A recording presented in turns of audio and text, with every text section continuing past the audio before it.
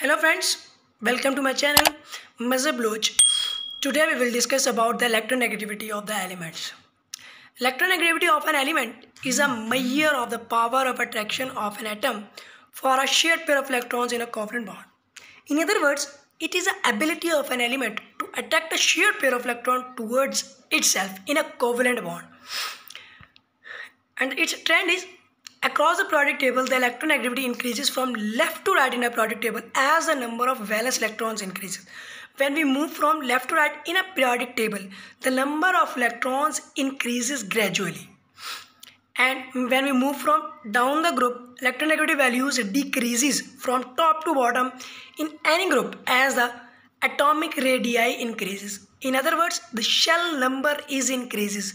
For example, hydrogen have one shell, lithium two shells, 3 electrons and 2 shells, and sodium has 3 shells. First shell contains 2 electrons, second shell contains 8 electrons, and third shell contains 1 electron. Means that when we move from top to bottom, the number of shells increases. That's why the last valence electron is far away gradually in a periodic table from top to bottom. The third, the metals are the least electronegative elements, while non-metals are most electronegative, because metals have tendency to lose the electrons.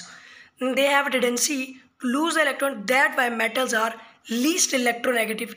And the non-metals means that fluorine, halogens family, fluorine, chlorine, bromine are the most electronegative element, oxygen, nitrogen. These are the periodic table. The yellow color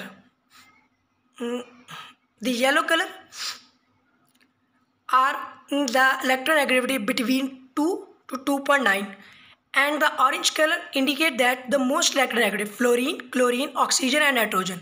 In the periodic table, these elements have highest electronegativity 4. Fluorine have 4 electronegativity, which is the most electronegative element in the periodic table.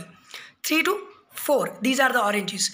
And the purple color indicates these are the metals, and they contains less than 1.5 electronegativity. And the light blue color is the transition elements, and it contains 1.5 to 1.9 electronegativity. Electronegativity and indicates the bond types.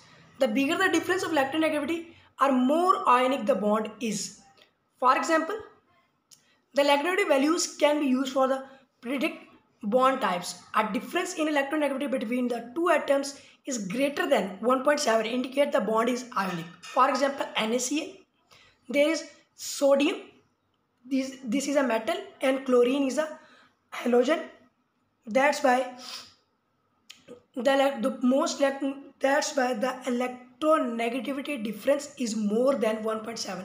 That is why it is a ionic bond. The difference in electronegativity between two atoms is less than 1.9, 1.7 indicate that the bond is covalent.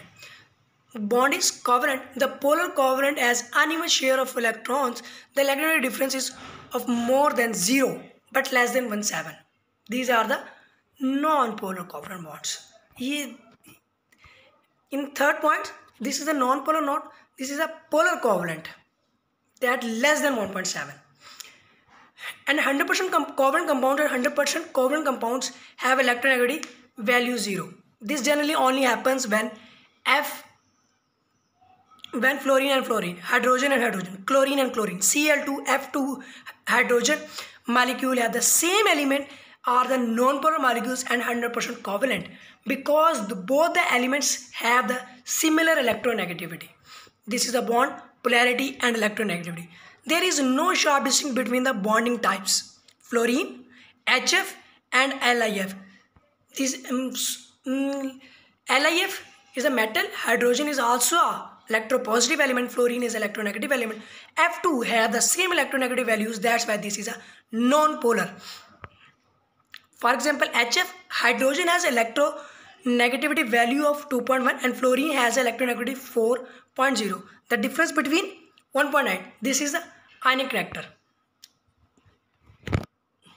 Investigate the bond type between the following atoms HF, HS, which of the following compounds? This is for you. I will set this and give me the answer in the comment section. Okay friends, in any question, comment me. Friends, about any query about this lecture, comment me. And you can ask any question in the comment section about this lecture.